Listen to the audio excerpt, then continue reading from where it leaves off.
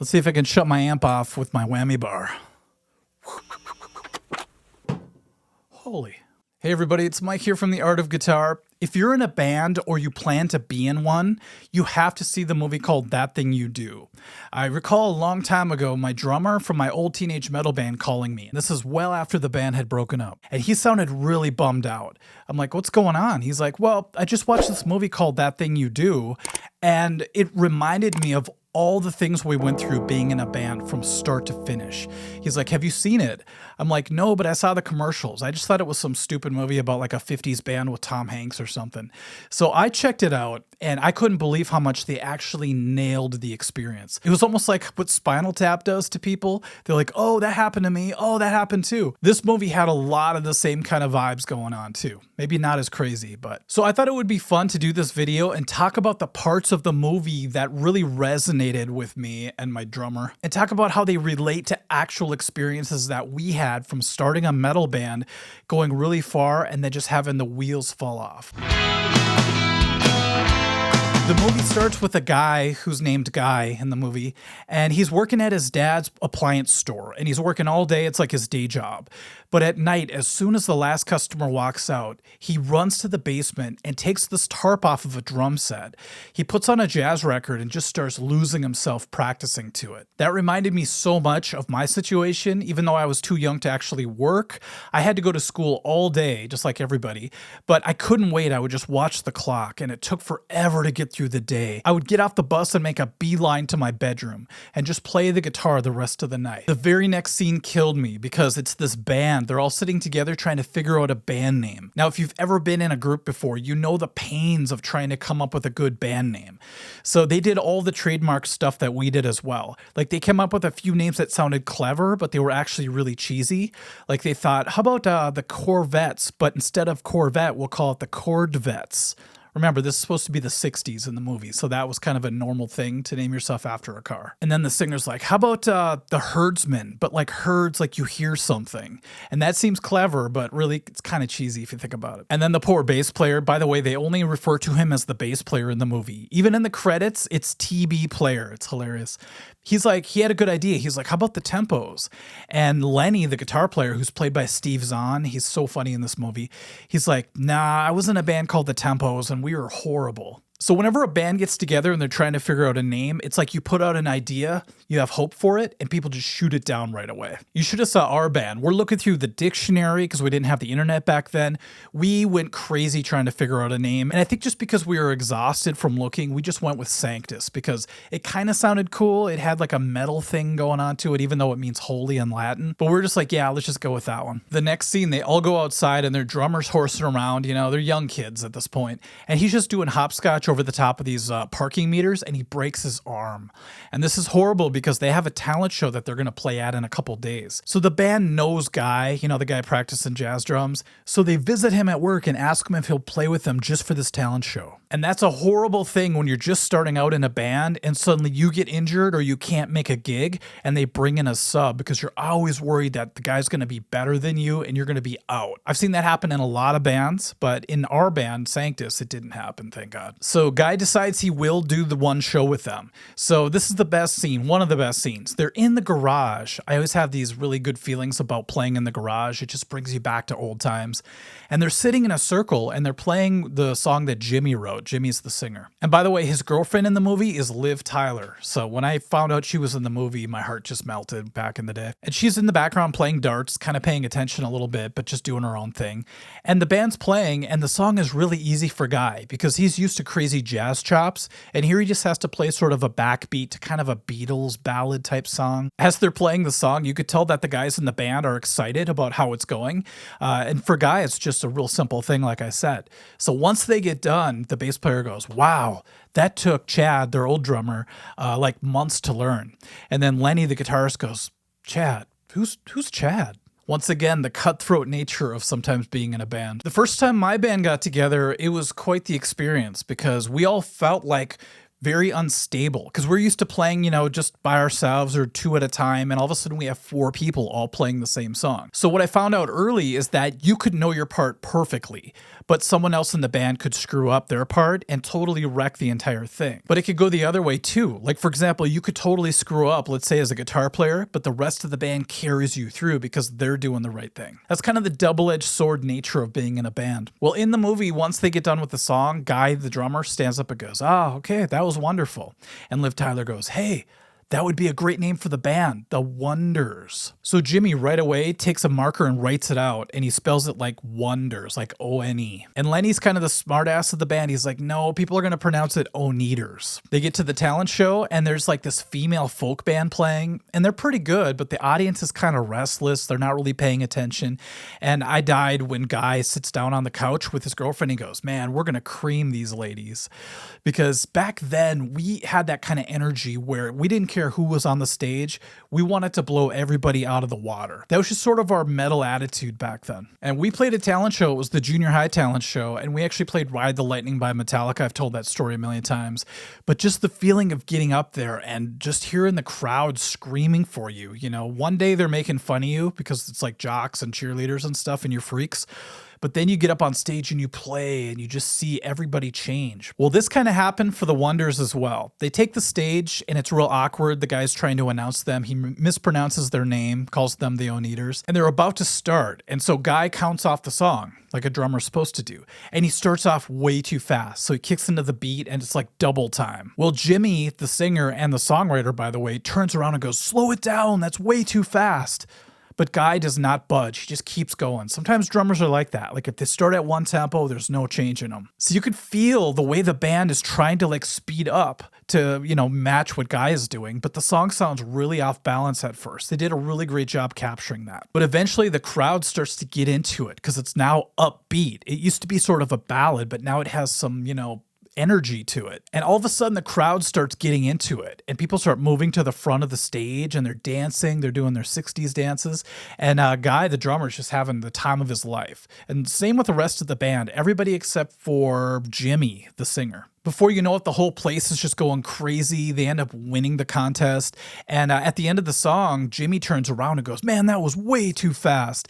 And even though everybody was having a great time, he's like the moody songwriter. He was just like, that's not how I pictured it. They hand the bass player the trophy and he holds it above his head and his bass crashes to the ground because his strap fell off. And by the way, that is far from fiction. That happens way more often than you might think. It's happened to me several times in my life. And just like Guy starting the song off way too fast, I call it the Lars Ulrich effect. If you ever listen to live Metallica, back in the old days especially, they would play everything lightning fast. And that happened with my band as well. If Chris felt like, a little bit more excited, the song was going to be faster. If he was kind of bummed out, the song was going to drag. It's just the way it went. We had no click track. We had nothing like that. We had to just depend on our drummer. I won't go into the girlfriend stuff in the movie because in our band, there was a rule that no girlfriends were allowed in the band circle, basically, unless we played a show. But one thing I will talk about is, Liv Tyler is the girlfriend. Her name's actually Faye in the movie. And then Guy's girlfriend's name is Tina. And they're the perfect contrast to what I've seen with girlfriends in bands. First of all, Liv Tyler's a huge fan. She's almost like a groupie, but she's dating someone in the band, so she's the girlfriend. But she loves the group, she's trying to help them. She's trying to build them up. She's their biggest fan at this point.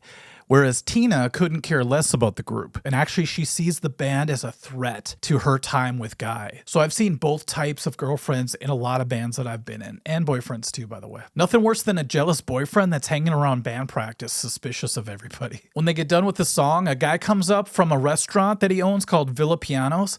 And he asks them if they want to come and play his restaurant. And this is so realistic. You don't know where you're going to get the next gig from.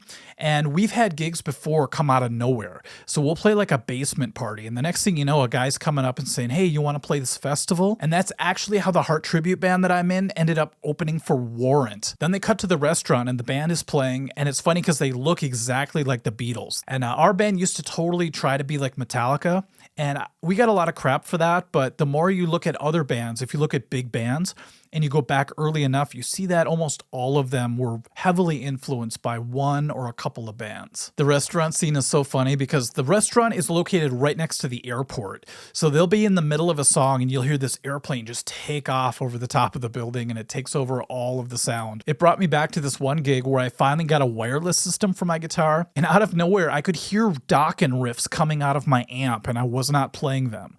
It turns out that there's practice spaces above the place we were playing, and somebody had the same wireless frequency as me, and he was playing Dokken. Every new band needs that one super fan to join up with them right away. And the Wonders already had this guy. He was sitting there, he's like, hey, when are you guys going to play your original, that thing you do? You know, we need to dance so we can meet girls. That's a really cool moment for any band who starts off playing covers and then starts to write their own songs. That happened to us, and it was a big deal the first day somebody came up and requested that we play one of our own tunes. So the day people stopped asking us to play like Enter Sandman and started asking for one of our tunes, it was like the next chapter. It was like a milestone in our career. What was great is as we kept going as a band, as we kept trying, kept playing shows, more and more opportunities kept coming to us. But we didn't wait for them to land in our laps. We actually just kept doing our thing and things kept happening. So in the movie, this guy that has a truck with a camper on it shows up and he asks them if they need a manager, and he gets all of them in the back of his truck. It's hilarious. And he's like, you know what?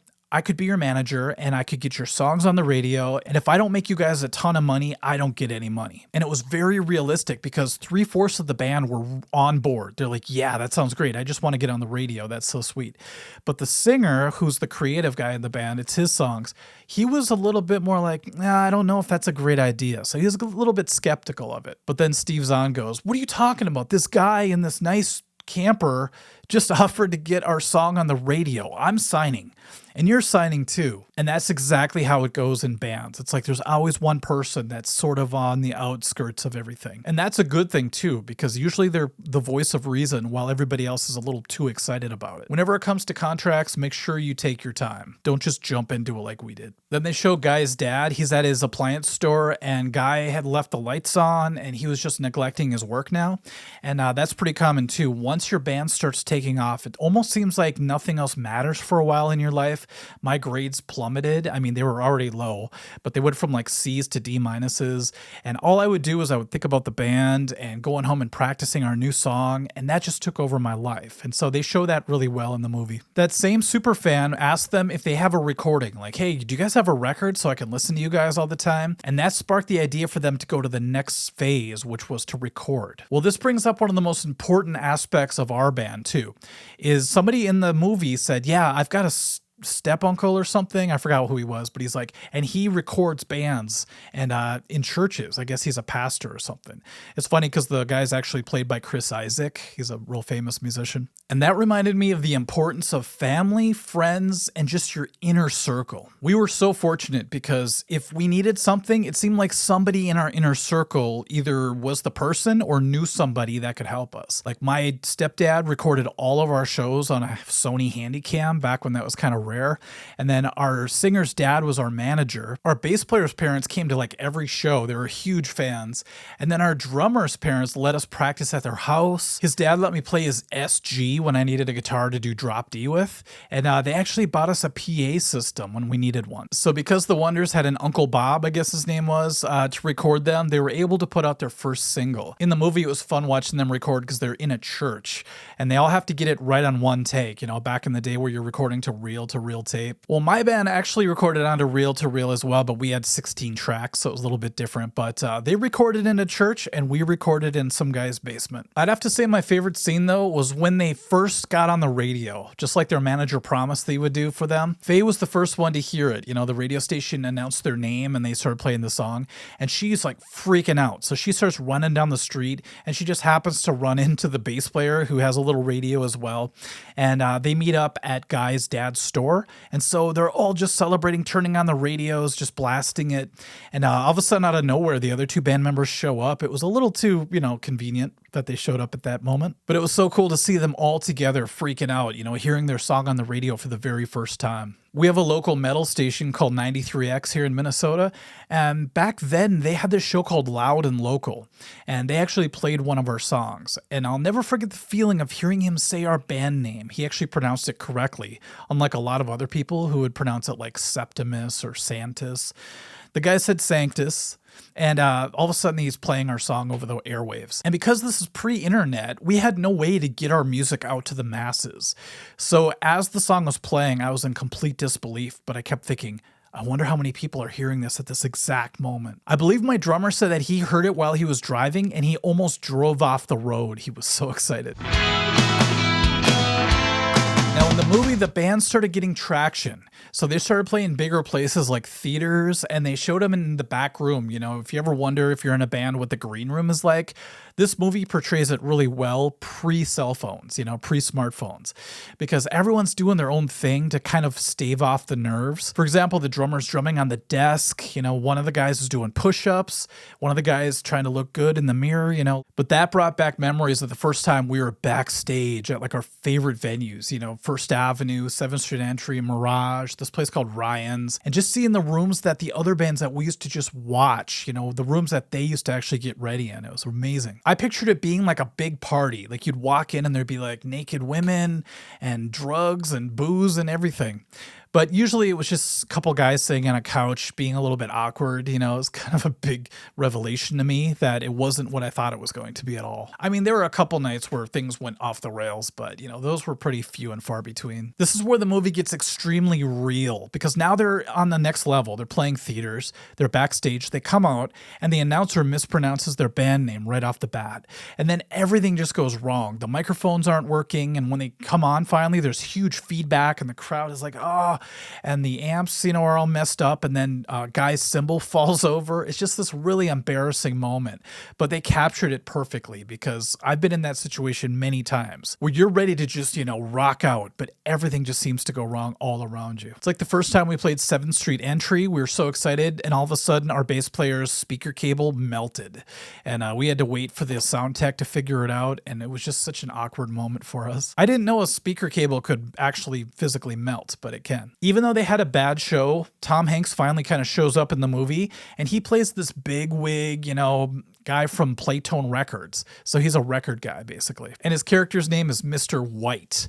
And he's like, man, if you guys want to sign to our label, we'll put you on tour. We'll get you to the next level even higher than you are now. Now, they can't say no to that offer, even though it's hard because they have to let go of their current manager. But their current manager's like, no, man, you guys have to go and take this opportunity. And as soon as Mr. White takes over, you could see the band just jump up several levels because this guy knows what he's doing. And it was really cool to watch that. So he takes this band that's already pretty good, even though they had that bad show.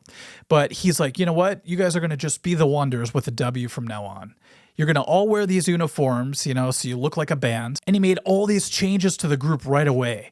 And even though some of the members were a little bit like, nah, I don't know if this is the right way to go, they still went along with it because, Mr. White knows what he was doing. And the best part was when he said, you know what, all that weird equipment malfunctioning, that's not going to happen. I'm going to make sure of it. So suddenly these guys have like a Brian Epstein in their corner, like the Beatles had. Now, as the boys in the movie were touring, they were starstruck because now they're touring along with these acts that they grew up listening to. And that is such a surreal feeling. Like I remember when we opened for Nuclear Assault and I got to talk to the singer and I'm like, I can't believe it. One day I'm watching these guys on Headbangers Ball as a kid and the next thing I know, we're opening for them at a show. There were so many of those pinching myself moments where you can't believe it's actually happening. There's a great scene where they're about to go on stage, but they're all huddled together, with Tom Hanks or Mr. White.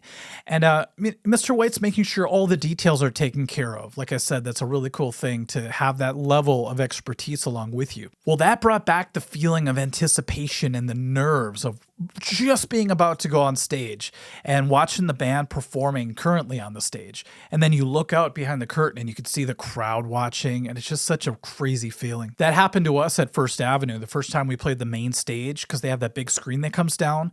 Well, we took the stage and you could look around the screen and I just saw this sea of faces. And then as the screen goes up, they announce you and you just go to town. It was just one of those moments that are seared into my mind. It was so cool to see the band just leveling up. You know, suddenly they had their logo on their kick drum.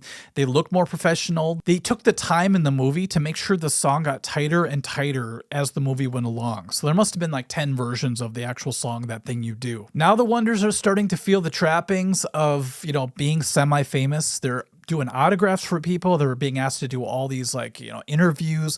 They go to this radio station and the DJ's talking and they didn't really get to talk. They just said hi and that was it. So even though they were doing new exciting things, it really wasn't what they were picturing in their minds all the time. Such a huge lesson when you have these expectations when you're young and then just having them dashed. We got to feel what it was like to have people ask us for our signatures and we couldn't believe it. We're like looking at each other like, really? This is wild.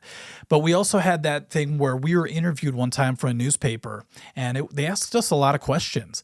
But when the paper came out, it was just like a local newspaper. The lady who interviewed us changed all our answers.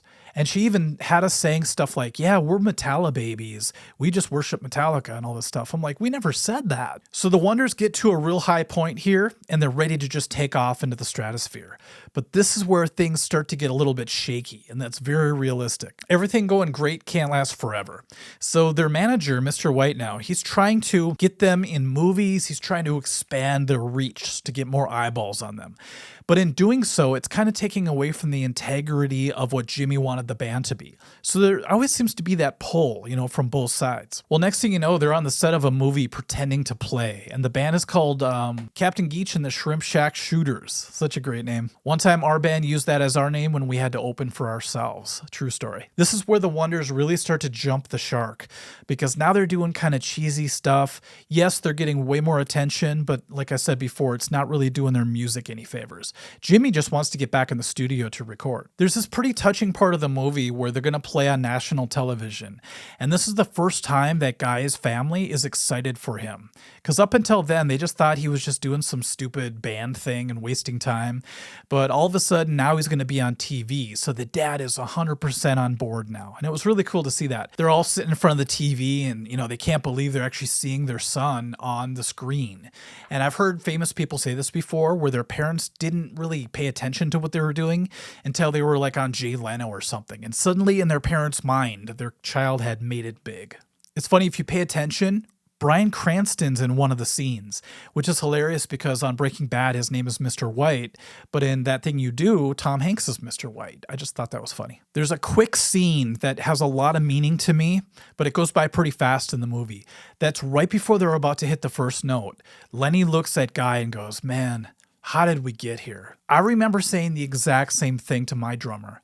I was just like, how did this all happen? Last thing I remember, we're in the basement trying a song for the first time. And now we're up here playing to this entire venue full of people. Another pinch myself moment, I guess. Well, because of all the craziness, I believe they're in Hollywood now. Everybody just starts going their separate ways, and it's really sad to see that because that happened with our band as well. We didn't get as big as them, but we get to this point where everybody started just to have their own thing going on. So the bass player of the Wonders just kind of drifts off. He was going to join the military anyway, so he's just hanging out with these GIs. Lenny goes and gets married just out of nowhere to the secretary, which leaves Guy and Jimmy at the recording studio. And Mr. White is basically just kind of telling them what they have to do. There's no more choices for the band. They have to do what their manager says. And he's like, you guys got to do these cover songs. You have to do this movie. You have to do that.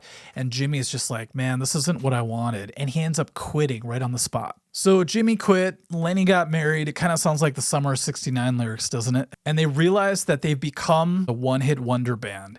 And that's so perfect because their name is The Wonders and they had one hit. Well, it's better than what we had. We were the no-hit wonder band. I have to admit, the end of the movie is kind of like a cheesy rom-com ending.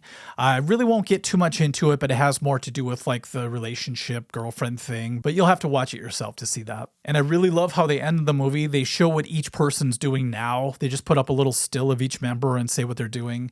And I always love that whenever they do that in movies because you kind of get some closure. It took me a long time to realize this, but all the music in the movie was actually made for the movie. So it's all fictional music. I thought that they used old classics for some of the other bands, and some of the other music that you hear that's not from the Wonders, but that was all made up too. and the band names, the looks of the bands and the artists and the songs, they all could have been real. You know, it's at that level of quality. Not to mention all the songs done by the Wonders sound like they could have been real. And actually, That Thing You Do was a hit song after the movie came out on real radio stations. There was this one time where this guy at a karaoke jam was going to sing That Thing You Do. That's how popular it was.